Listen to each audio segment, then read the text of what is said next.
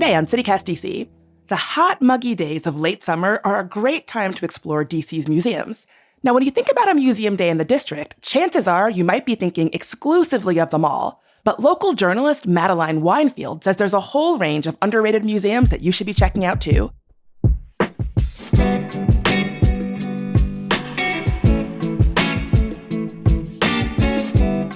Today's Wednesday, August 28th. I'm Bridget Todd, and here's what DC is talking about.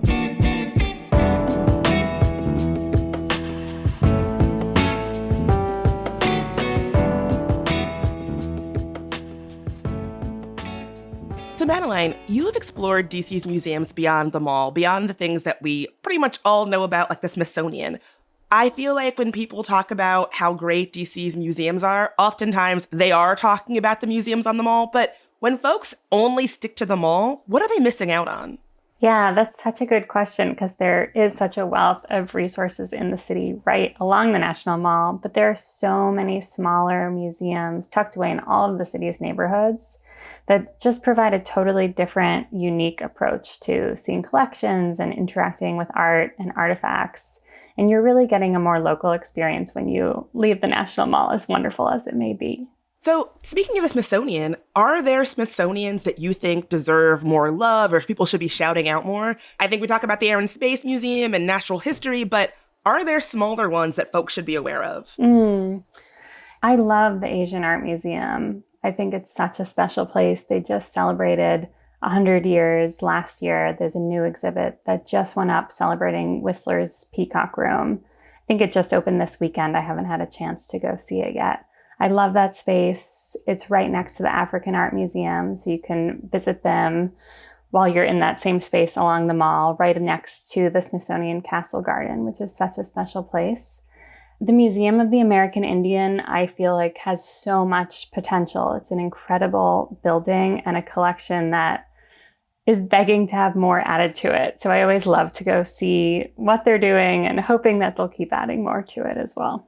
Well, it sounds like what you're saying is that some of these lesser known or lesser celebrated museums can really highlight representations or niches that some of the bigger, more well-known museums might miss. Yeah, I think that's definitely true. I mean, you have the National Gallery of Art, which obviously is incredible, but they're trying to cover all of history, all regions. And so to have a museum dedicated to, for example, the Asian Art Museum, that allows you to go deeper into that section of art. Okay, so when people talk about DC, one of the things that sets us apart is our museums are free. Are there any other free museums not on the mall that people are missing out on? Yeah, I'm glad you asked that because I think that is a big hesitation for people in straying from the National Mall because they are free. There are a bunch of them. So one just reopened, which is the Folger Shakespeare Library and Museum. It's in Capitol Hill. It was closed for several years for renovation. It just reopened, and it's free for DC residents. It has a suggested donation. Also, the Phillips Collection in DuPont Circle is free if you reserve on the hour. So that's something I think people don't know. If you sign up for 12 o'clock or 1 o'clock or 2 o'clock ahead of time, it's free for you. Planet Word downtown, which is such a fun space if you're a kid or have kids visiting. Or if you're Bridget Todd, because it's my favorite museum. I love it too. It's totally for anyone. That is a totally free museum, which blows my mind because it's so, I feel like, advanced in every sense of the word and totally free. Dumbarton Oaks in Georgetown. A lot of people know it because of their beautiful gardens in the summer and the fall. And you do have to buy a ticket to the garden, but to go into the museum itself, which has this incredible collection of pre-Columbian artifacts, is totally free. So there are definitely a lot of options. Yeah, and again, there are things that you might not know about if you're just doing the sort of more, well-worn museum path around the mall. And Planet Word, I just have to spend a little time talking about it because it is my favorite. I went to a private event there and it was my first time going. And we got to tinker with all the exhibits. And when I tell you that this was like a kind of a fancy party, but I was just like, I just want to do the word exhibits. Like the exhibits they have are so cool. They had a, I don't know if they still have it, but when I was there, they had a little machine where you could get a free poem. So they print out a little poem for you that I still have mine. I just think it's a really good place to nerd out. If you're anybody who cares about language or media, it is super fun. It's such a great space. I brought my nephew there when he visits, so when he was 5 and when he was 4, and he got as much out of it as I feel like I got out of other parts of it. There's some really highly interactive videos, as I'm sure you know, about how people speak around the world that anyone can enjoy. And then there's a little bit more sophisticated section on literature and books and how we write. And it's such a great space in a beautiful building, a former school. Oh, I didn't know that. Yeah, I think it was an elementary school. And so I love, like if you go down the back stairs, it still has that sort of feeling of a school in DC.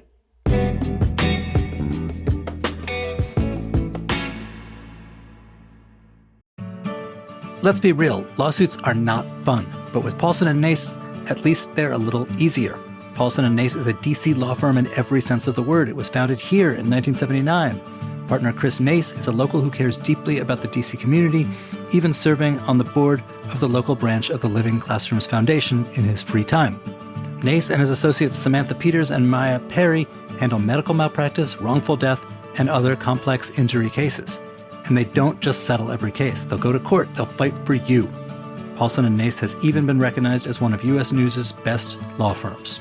So if you have been hurt or lost a loved one because of someone else's mistake or negligence, call Paulson & Nace for a no-obligation consultation.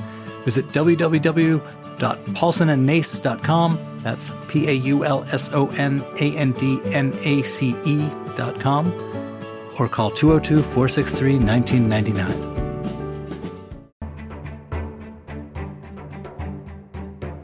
It's that time of year again. The Maryland Renaissance Festival is here, and if you've never been, you don't know what you're missing.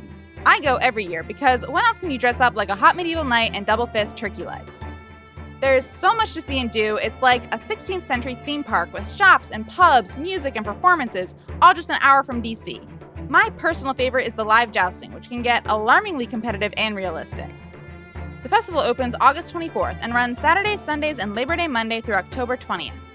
Tickets are online only at MarylandRenaissanceFestival.com, and they're cheaper through September 8th, so get yours now, and I'll see you there.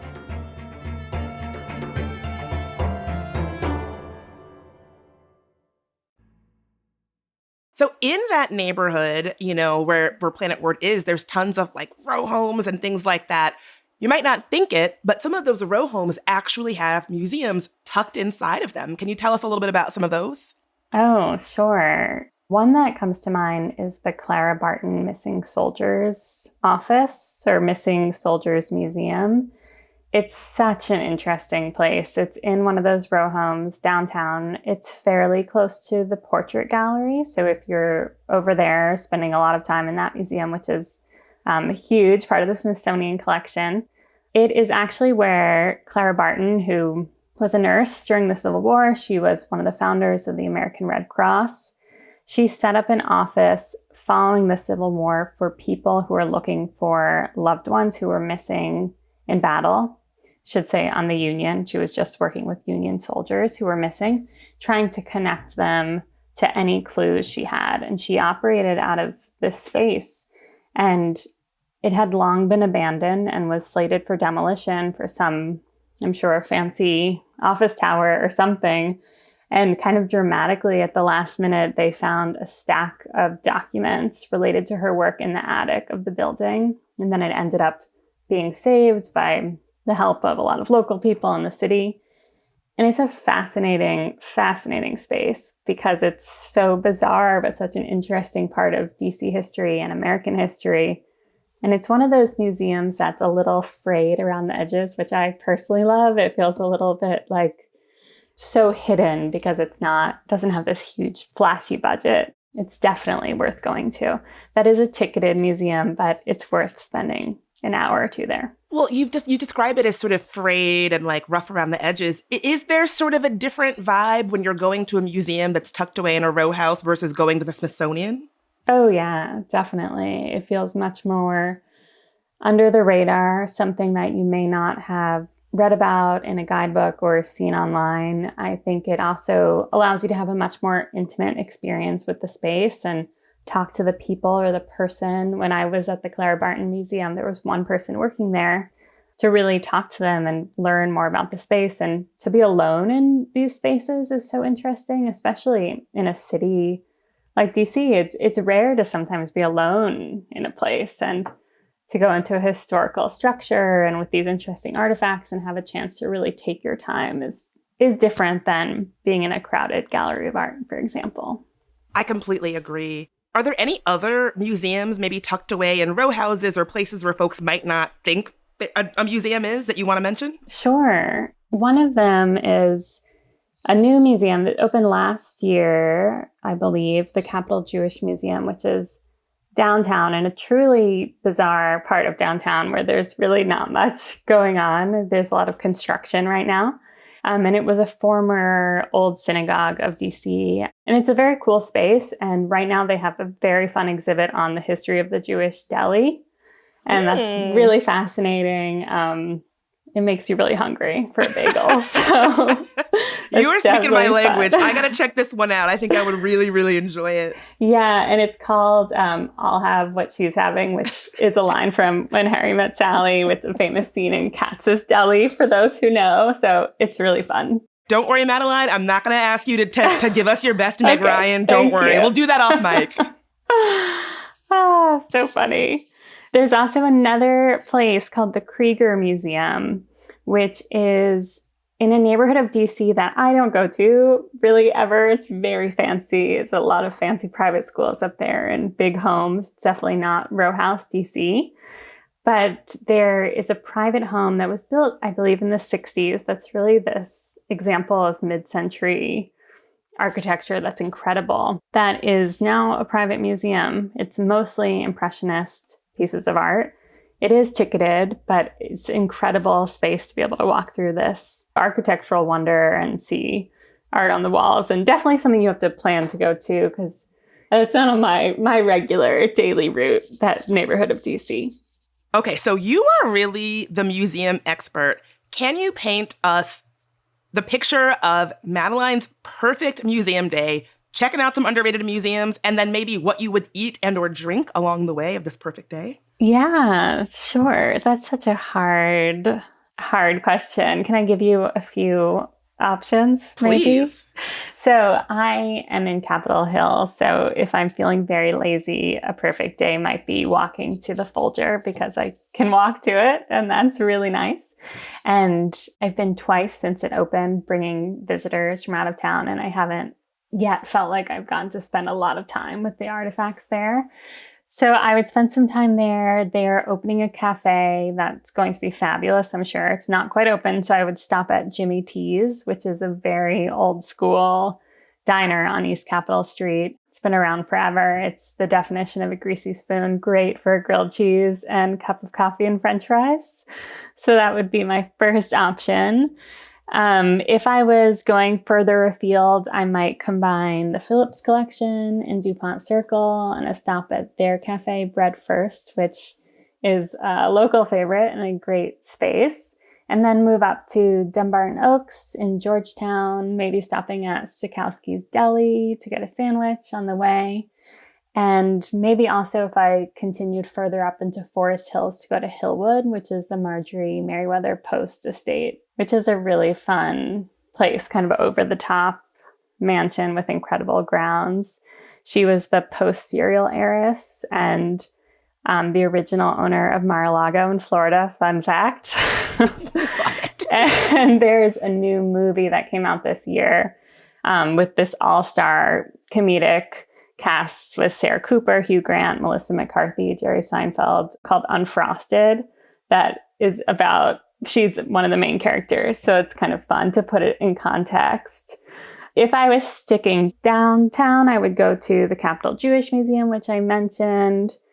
Looking for bagels somewhere there. I have yet to find a great option in downtown DC, and also stop at the Clara Barton Missing Soldiers Office Museum, and then maybe swing by Cafe Riggs for coffee or salad or something like that, which is by the Portrait Gallery, and end there. That sounds like a lovely way to spend a day. Also, I saw the movie Unfrosted. I just now put this together that's who that was. I know. Isn't that weird? It's so bizarre. Wow, you really know your stuff. I have to tell you. I don't know. It's any kind of DC reference that makes it into popular culture, I feel like draws my attention. So, well, Madeline, thank you so much for being here. I will see you around the museums. Maybe I'll see you at Planet Word. Thank you so much for having me. This was fun.